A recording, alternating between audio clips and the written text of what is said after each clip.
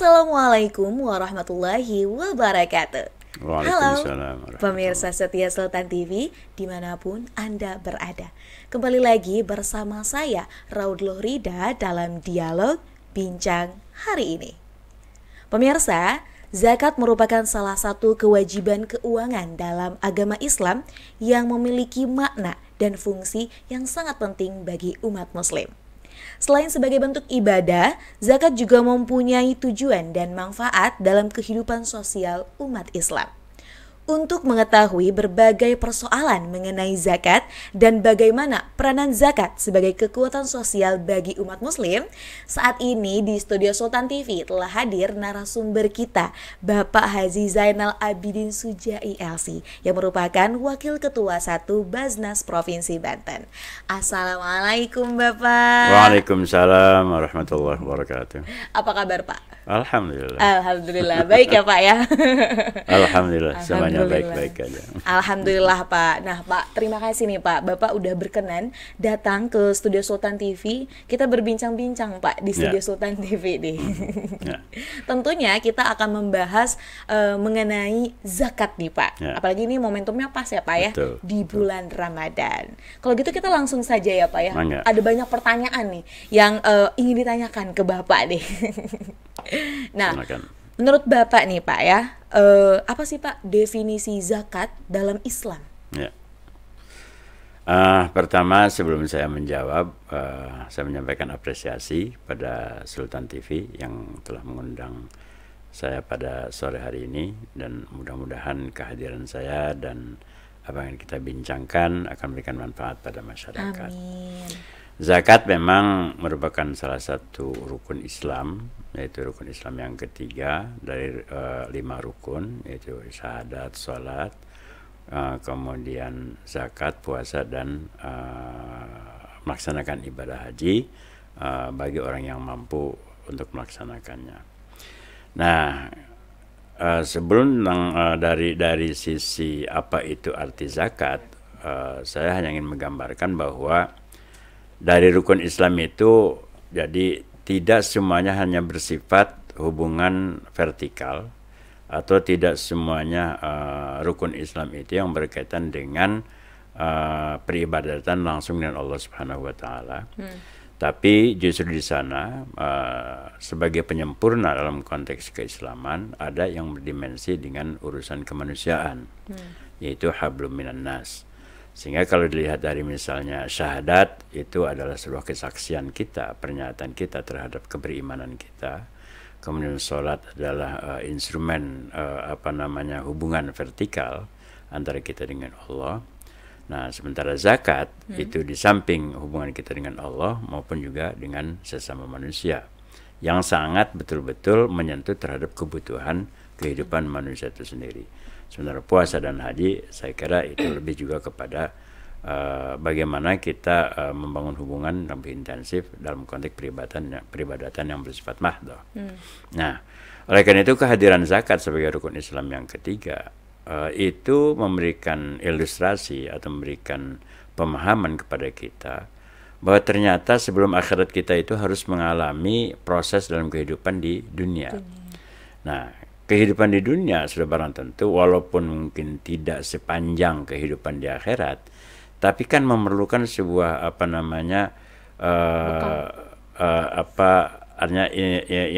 interaksi, membutuhkan kepada sebuah kehidupan yang dianggap normal secara rasional dalam konteks kehidupan manusia. Maka sebenarnya substansinya zakat disitulah yang kenapa Allah memberikan kewajiban kepada umat Islam itu sendiri.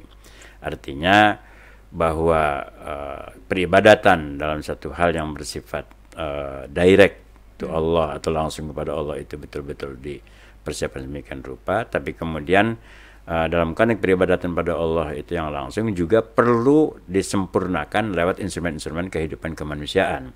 Nah, situlah kemudian zakat di situ mendapatkan posisi yang sangat menentukan. Maka kalau dilihat dari pengertian, zakat itu sebenarnya bisa juga sebagai pembersih, ya. Kemudian bisa juga sebagai keberkahan. Jadi pembersih itu dalam pengertian yuzakki nafsah, artinya membersihkan jiwanya atau juga membersihkan hartanya. Karena harta kita ini tidak kemudian semata-mata bisa dijamin kehalalan keseluruhan yang kita dapatkan. Itu bisa saja dari hasil-hasil yang syubhat dan sebagainya.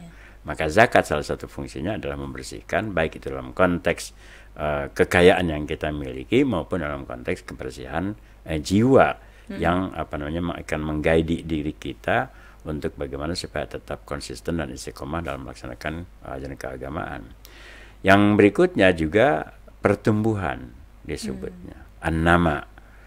Jadi jangan berpikir bahwa dengan keluar zakat itu akan habis uang. Ya. Jangan berpikir itu. So, Allah memberikan gambaran, ada yang balas 10 kali lipat setiap kebajikan, ada yang balas dengan 700 kali lipat dan sebagainya. Nah, kelipatan-kelipatan pahala yang kita dapatkan memang tidak direct seperti kita misalnya katakanlah nyimpen uang deposito kemudian dapat sekian persen dan sebagainya dan itu kasat mata begitu. Tidak seperti itu. Apalagi dihubungkan dengan persoalan keberkahan.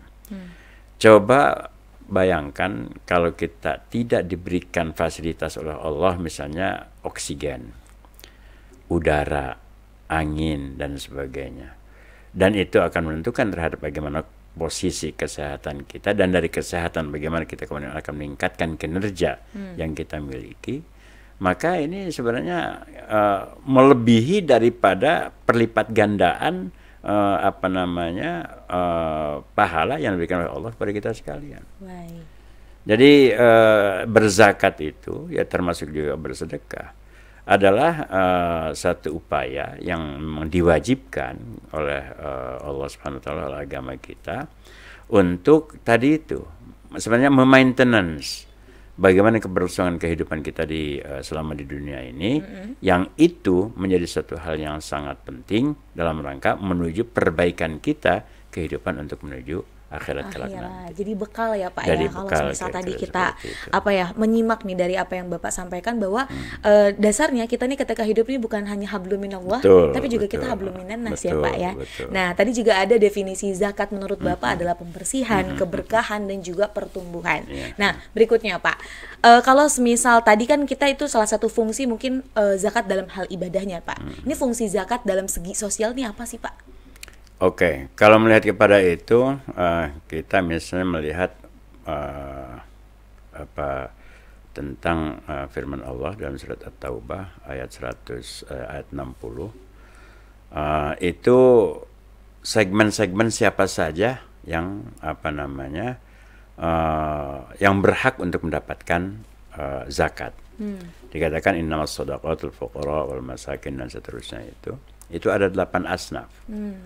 8 asnaf. Yang pertama fakir miskin, kemudian amil itu operator, ya seperti Bapak ini termasuk operator dalam asnas.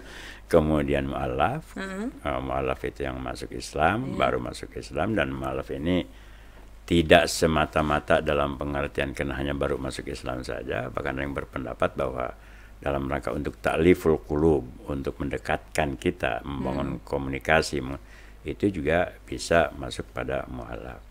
Begitu juga gharimin. Gharimin itu yang pilot yang tenggelam oleh hutang. Ya.